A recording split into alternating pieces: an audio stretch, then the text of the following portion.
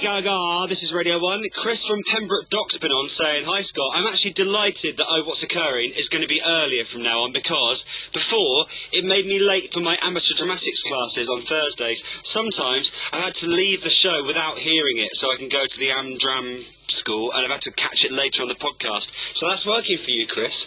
I like it. Oh What's Occurring is now on at 5:20 in the evening. Matt Horn off Gavin and Stacey played it today. Do you want to be on tomorrow?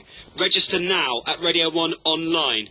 Got quite a few coming in, haven't we, Becky? Mm-hmm. People doing their homework and stuff who want to be on tomorrow playing against you.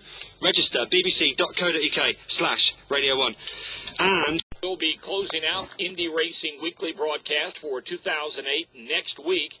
And we want to invite our loyal listeners to be a part of the season finale broadcast. Now, if you've got thoughts or questions regarding the 08 season past, or perhaps a prediction or thoughts for the 2009 season yet to come, we would love to hear from you.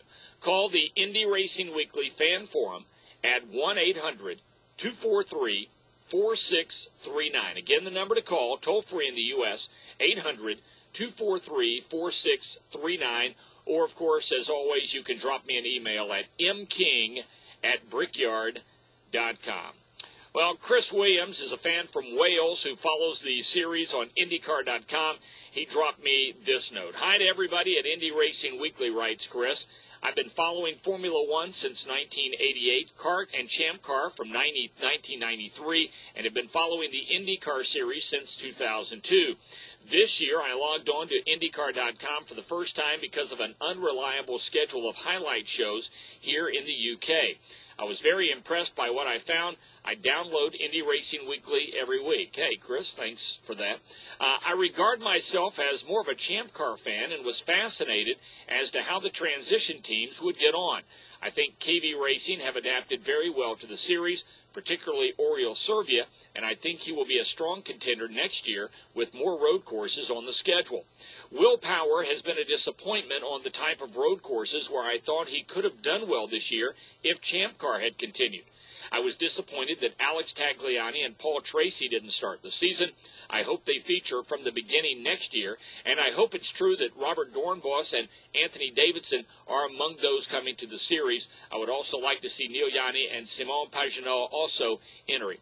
I also take an interest in GP2 and think that if Richard Antonucci, formerly from that series, moves up from the Indy Light series, he will do as well as the other ex-GP2 star, EJ Vizo. It's only a matter of time before EJ wins. Vitor Meira, in my view, has lost his opportunity to try for a win in IndyCar now. The patience in him have worn thin, I believe. I also believe that the split between ovals and road circuits for next year favors Dario Franchitti, Justin Wilson, and Danica Patrick, as well as others who have been in Atlantics and or Champ Car. Of course, that means that Scott, Elio, and Tony will also be challengers next year. Perhaps controversially, I would like IndyCar more if it didn't feature drivers with limited talent. For example, Mr. Schechter, Mr. Carpenter, young Mr. Foyt, and Ms. Duno. These people just get in the way of natural talent like that possessed by Mrs. Hospenthal."